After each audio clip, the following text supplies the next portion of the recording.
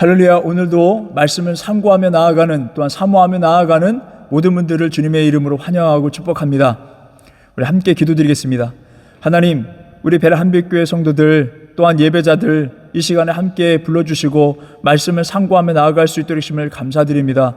매일같이 또 일주일에 한 번 다 함께 모여서 말씀을 상고하며 나아갔을 때에 성령 하나님께서 각 영혼에게 말씀하여 주시고 깨닫게 하여 주셔서 하나님을 알 수 있도록 도와주시고 하나님께 크게 쓰임받으며 나아갈 수 있는 심령들 되게 하여 주시옵소서. 예수님의 이름으로 기도드립니다. 아멘.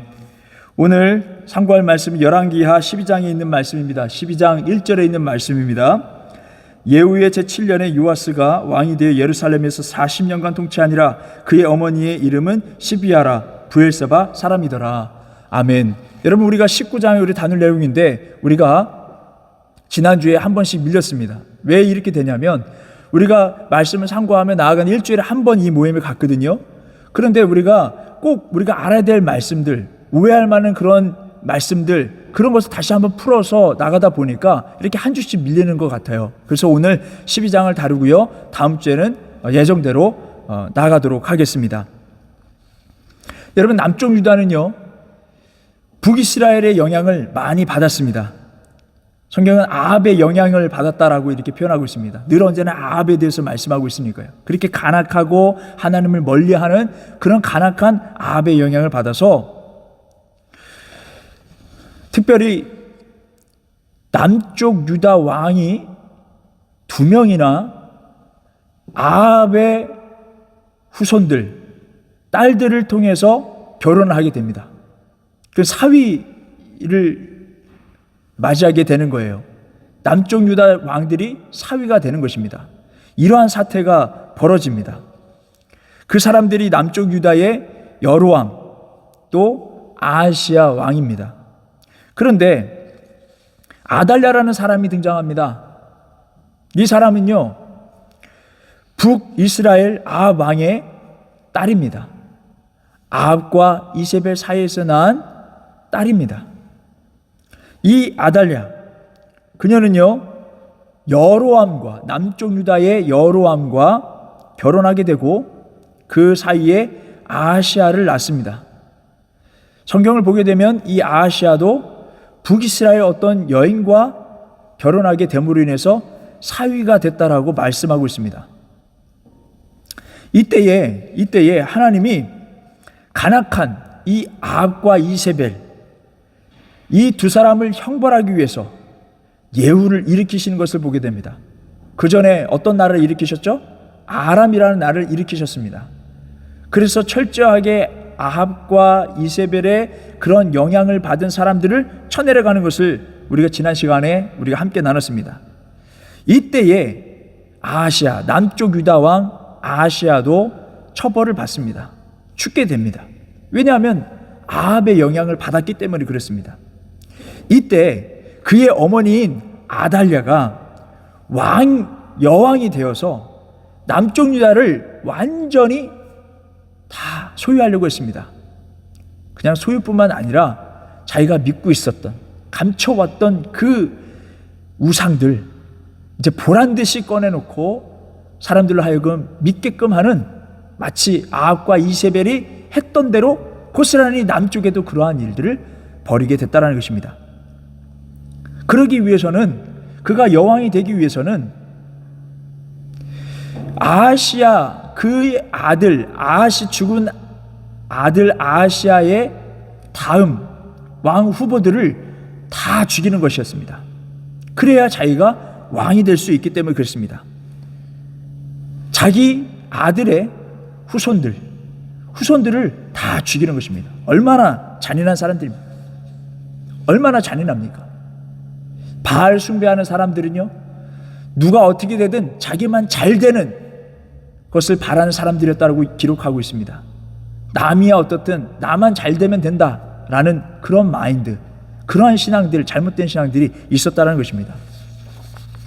이때 아하시아의 누이가 아하시아의 어린 자녀를 발견하게 됩니다. 그 어린 핏줄을 이제 발견하게 됩니다. 그래서 피신시키는데 이 과정을요 요세푸스가 잘 기록해 놓았습니다. 그래서 제가 이 부분을 읽어드리겠습니다. 아하시아에게 이복 누이인 여호세바가 있었는데 그녀는 또한 대제사장 여호야다의 아내이기도 했다. 여호세바는 왕궁에 들어갔다가 이제 겨우 1살밖에 안 된 요아스가 살인극의 틈바구니 속에서 용케도 유모의 보호로 숨어 있는 것을 발견하고 그를 데려다가 깊은 밀실에 숨겨 아무도 모르게 키웠다.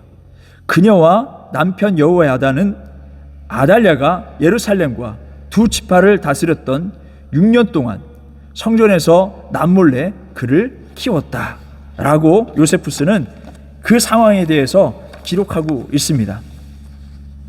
근데 여러분, 이상한 점은 아하시아의 누이라고 했죠. 성경에서 보게 되면 아하시아의 누이라고 말하고 있고, 요아스 살아남은, 정말 그 죽음의 그 문턱에서 살아남은 그 1살밖에 되지 않은 그 요아스의 고모라고 알 수 있습니다. 물론 요세푸스가 이복 누이라고 말했기 때문에 답은 벌써 나왔습니다. 근데 우리는 성경을 읽을 때에는 아니 어떻게 된 게 지금 그의 그 고모라고 하는 사람이 그러면 지금 막 살인하고 있는 아달랴의 딸일 텐데 어떻게 어머니를 반할까? 어머니와 싸울까? 어머니의 뜻과 반할까? 라는 생각을 할 수가 있습니다. 근데 여기서 이 기록된 대로 이복 누이였음을 알 수 있습니다. 여러분, 또 하나는요, 살아남은 요아스는 이제 막 1살 된 이 요아스는 아하시아가 아합 왕조의 딸과 결혼해서 낳은 아이가 아닙니다. 그러니까 이 아하시아 남쪽 유다 이 아하시아 왕은 성경이 기록돼 보면 아합 가문의 어떤 여인과 함께 결혼함으로 인해서 아합의 또한 사위가 됐음을 알 수 있습니다. 북이스라엘의 사위가 됐음을 알 수 있습니다. 근데 거기서 난 자녀가 아니라는 거예요. 오늘 본문에 있는 말씀이 그것을 명확하게 짚어주고 있는 것입니다. 열왕기하 12장 1절에 있는 말씀, 이 요아스의 어머니는 북이스라엘 사람이 아니라 브엘세바 출신의 사람이라는 것입니다. 그러니까 이 남쪽에, 이 예루살렘의 이 남쪽에 위치한 브엘세바, 이 브엘세바라는 곳은 맹세의 우물이라는 뜻입니다. 또 야곱, 아브라함, 이삭 함께 머물렀던, 함께 살았던 장소이기도 합니다.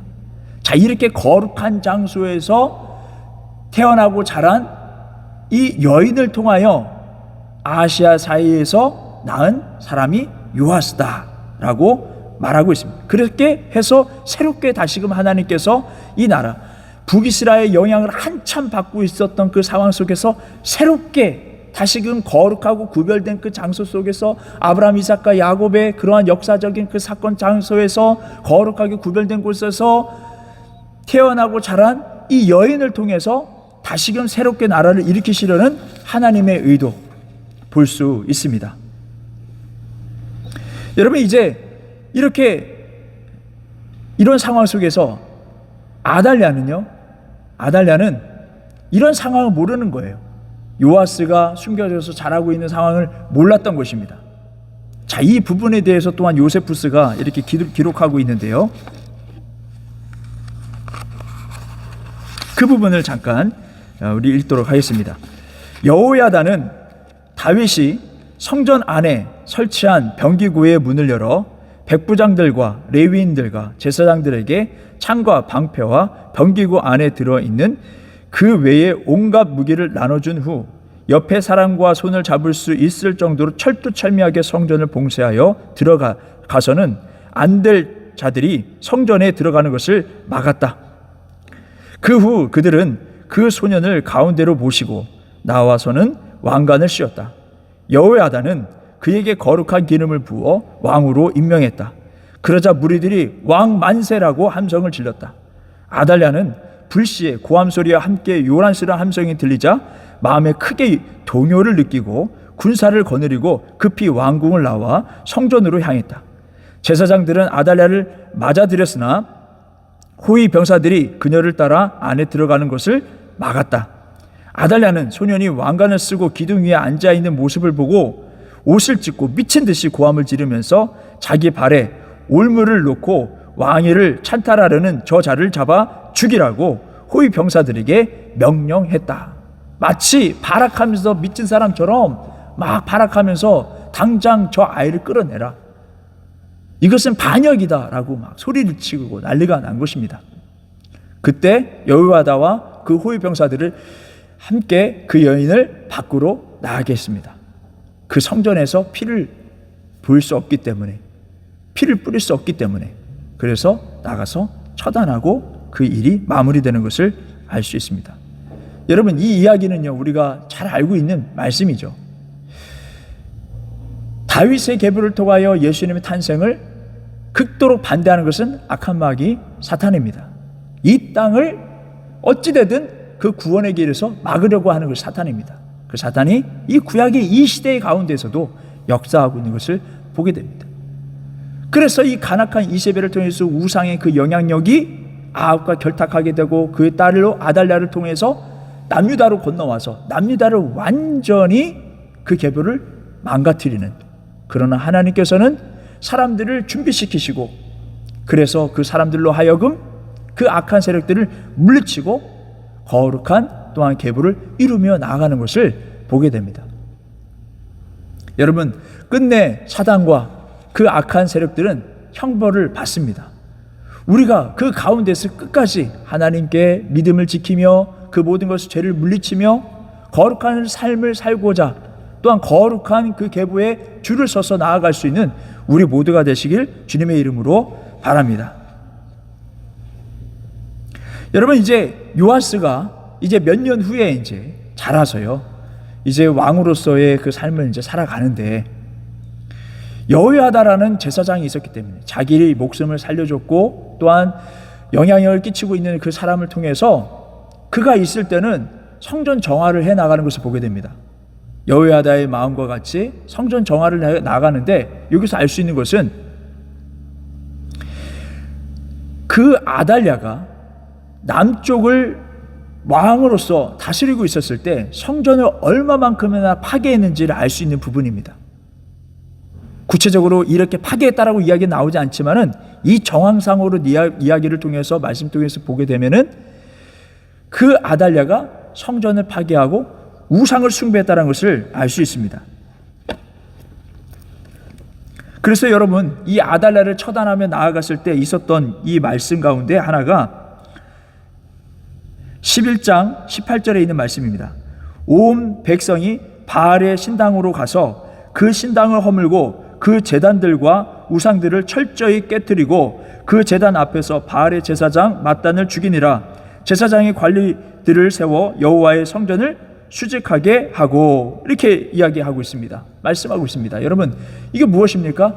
이 아달랴가 그렇게 성전을 파괴하고 산당을 지고 우상을 만들고 우상으로 백성들로 하여금 우상을 섬기도록 그렇게 주장했다라는 것을 알 수 있습니다. 그래서 요아스는 이러한 상황 가운데 성전을 다시금 세워야 되겠다, 보수해 나가야 되겠다. 그래서 모든 사람들로 하여금 성전을 다시금 보수할 수 있는 그 금액을, 또 헌금을 모으는 것을 보게 됩니다. 그래서 그 일을 추진하고 그의 계획대로 나가려고 하는데, 이것이 어찌된 일이 오랜 시간이 지나도 돈이 모아지지 않는 거예요. 그리고 성전이 제대로 다시금 세워지지 않는 것입니다. 그래서 한 가지 계획을 세웁니다. 그것은 성전에 헌금함을 만드는 것이었습니다. 헌금함을 만들어서 거기에 구멍 하나 뚫고 손을 집어넣어서 헌금을 드릴 수 있도록, 그래서 그것을 온전히 성전을 보수하는 데에만 쓰일 수 있도록 관리를 했다고 말씀하고 있습니다. 성경은요, 또한 주석은 이렇게 말하고 있습니다. 이것이 최초의 헌금함이다라고 이야기하고 있습니다. 온전하게 하나님의 그 목적을 위해서 쓰일 수 있도록, 하나님의 의와 뜻을, 하나님의 영광을 위해 쓰일 수 있도록, 다른 것에 세워나가지 않고 다른 것을 쓰인 것보다 온전히 하나님의 뜻을 받들어서 성전을 세워나갈 수 있도록 한 것이 바로 이 헌금함이었습니다. 여러분, 이렇게 열심히 교회 성전을 다시금 세우고 열심히 노력하고 그렇게 살아간 것 같은데, 요아스가 여호야다, 그러니까 대제사장이 죽고 난 이후에 자기의 목숨을 살려주고 이끌어주고 지도해주고 했던 그 사람, 지켜봤던 사람이 있을 때는 잘했는데, 그가 죽고 난 이후에는 그가 마음대로 다시금 바알을 섬기는 말도 안 되는 일들을 저질러 나가는 것을 보게 됩니다. 여러분, 사람들은 누가 지켜보고 있으면 잘해요. 잘하려고 하고 노력을 합니다. 그런데 지켜본 사람이 없고 관심 밖에 있다면 자기 마음대로 해요. 육체가 원하는 대로, 자기가 하고 싶은 대로 그렇게 살아가는 것이 바로 인간이 아닐까라는 생각을 해봅니다. 여러분, 하나님은 보이시지 않지만 하나님은 우리의 삶을 다 지켜보고 계십니다. 우리의 마음과 생각까지도 다 알고 계시는 분이십니다. 그래서 여러분, 우리가 하나님이 계심을, 우리가 하나님 앞에 서 있음을 알고 끝까지 하나님을 위하여 예배하고 또한 하나님의 뜻받들어 살아며 나아갈 수 있는 우리 모두가 되시길 바랍니다. 여러분, 여기서 이 요아스는요, 예수님의 족보 가운데 4명이 빠지게 되는데 그 4명 중에 1명이 되었어요. 무엇입니까, 여러분? 하나님의 뜻대로 산다고 하고 성전 중심에 살고 성전을 보수하며 살아가지만은 그가 죄를 짓고 나갔을 때는 그 계보에서 끝나는 것을 보게 됩니다. 그것이 바로 하나님의 말씀입니다. 우리가 어렵고 힘들지만, 믿음 지키기가 어렵지만 끝까지 하나님 말씀을 지키며 나아갈 수 있는, 그래서 하나님께 칭찬받을 수 있는 우리 모두가 되시길 주님의 이름 바랍니다. 기도드리겠습니다. 하나님, 감사합니다. 우리 이 말씀을 통하여서 우리가 믿음을 다시 다잡고 보이시지 않지만은 하나님 함께 앞에 계심을 믿고 거룩하고 구별된 삶을 살아갈 수 있도록 도와주셔서 끝내 주님이 오셨을 때 칭찬받는 거룩한 백성이 될 수 있도록 인도하여 주시옵소서. 살아계신 우리 주 예수 그리스도의 이름으로 기도드렸습니다. 아멘.